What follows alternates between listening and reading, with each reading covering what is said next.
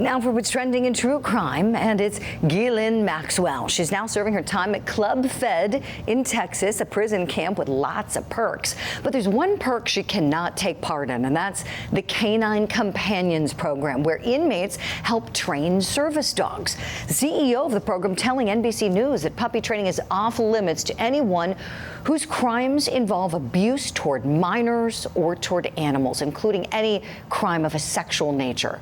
Since, of course, puppies are vulnerable little creatures.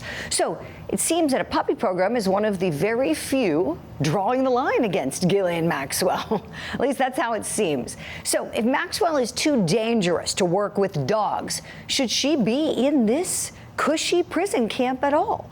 Let's talk about it. Let's bring in our guests. I have with me criminal defense attorney and former prosecutor Mario Gallucci and retired lieutenant and canine expert. He's also the owner of Houndstown USA, Mike Gould. Good morning to you both.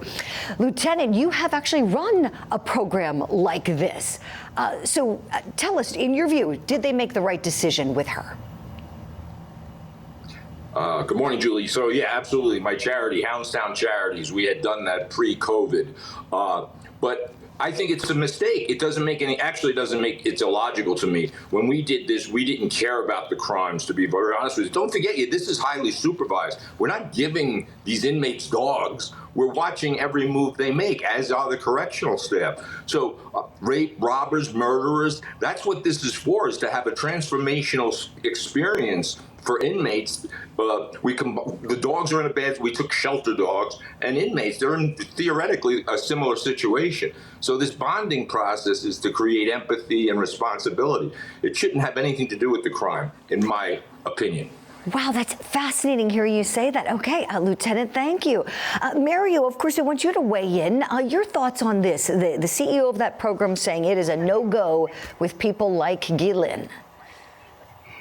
So, the Bureau of Prisons makes all the decisions for the federal prisons, and they've decided that if somebody commits a crime that has something to do with the abuse of children, and she was convicted of the abuse of children, they don't think that she should be training, these types of dogs. I mean, we're not talking about a dog that's going to, search for drugs. We're talking about a service dog. So, look, I'm not a dog trainer, but dogs are intuitive. Dogs take to people. And if you have somebody that's abusing children, convicted of abusing children, maybe the Bureau of Prisons feels that, her intuitiveness is not what they want this dog to be doing. If you're teaching a dog to be sensitive and compassionate and be a service dog and help people, I've worked with service dogs. I've worked with service dogs with witnesses, where witnesses testified with the service dog on their lap because it made them relaxed. If you can't get the service dog to do that because they're not getting along with this type of person, I guess that's what they're thinking. I understand what the lieutenant is saying. The lieutenant's taking the opposite stance here. What he's saying is, this is the type of person that maybe you should be giving a dog to. Maybe they can learn compassion. So, it goes both ways. But the Bureau of Prisons makes the decisions, and that's their decision. Right, sure does. Now, I appreciate you weighing in on that, Mario. Lieutenant, about the specifics of the training, so this is fascinating to me. So how exactly could an inmate be useful at all to someone like you who's an expert who can train the dogs just fine on your own, doesn't need to involve somebody like Ghislaine Maxwell? How exactly could these inmates be helpful? Would you explain that part of it to us? Right, of course. So as we said, humans and dogs, they're sharing a lot of similar emotions. So it's not that we're training dogs to be better with inmates. We're actually training inmates, in a sense, to be better with other living creature. A dog is a living creature. As I said, we took these dogs from shelters because they found themselves in kind of a similar situation. They're incarcerated, and sometimes for not all the exact reasons we know. So I just see this as a human and dog experience, not being labeled by a robber, rapist, sex offender. I've trained dogs to go to court and sit on children's laps.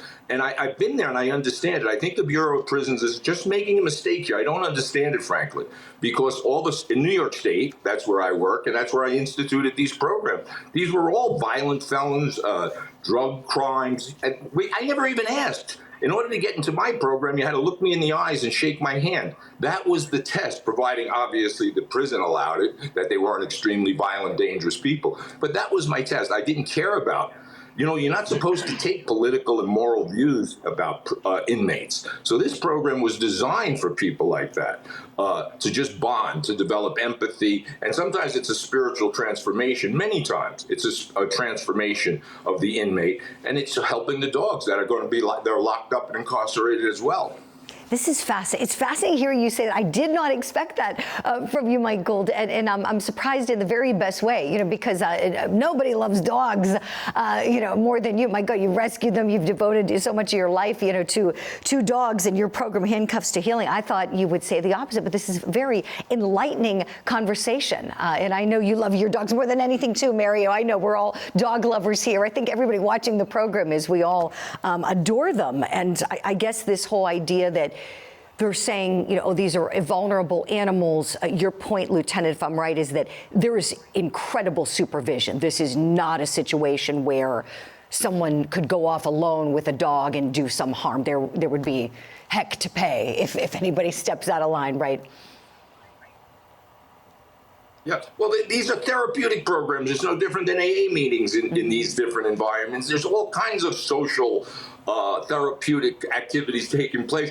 The dog is the miracle connection between the two. I've seen it with my own eyes. These hardened criminals, they're depressed, they're lonely. Yeah, they committed violent crimes. But when they touch a dog, as we all know, just like the children in court, when you can put your hand on a dog sitting on your lap, it changes you, and you may have a different perspective. When I did it, the results were phenomenal. All 6 dogs we used 6 dogs as a test. They were of all breeds. This is the beauty of it. Dogs don't discriminate. They're not homophobic. They don't make moral decisions. So the dogs in our programs were pit bulls. I mean, every mutation of a dog possible. That's what they just had to be. So it was really kind of a spiritual, transformational experience for me. When you witness it and watch what happens, it's no different. I think the Bureau of Prisons made a huge mistake. I think they jumped into this with human illogic when it relates to dogs and humans. I hear you. Well, boy, this is really, really helpful. A great conversation. Mike Gould, you have to go train some dogs. I understand you got a busy day ahead of you. Thank you so much for weighing in. Really appreciate your insight. Mario Gallucci's coming with us. You do the same at home, please. When we come back, here's what's next on Opening Statements.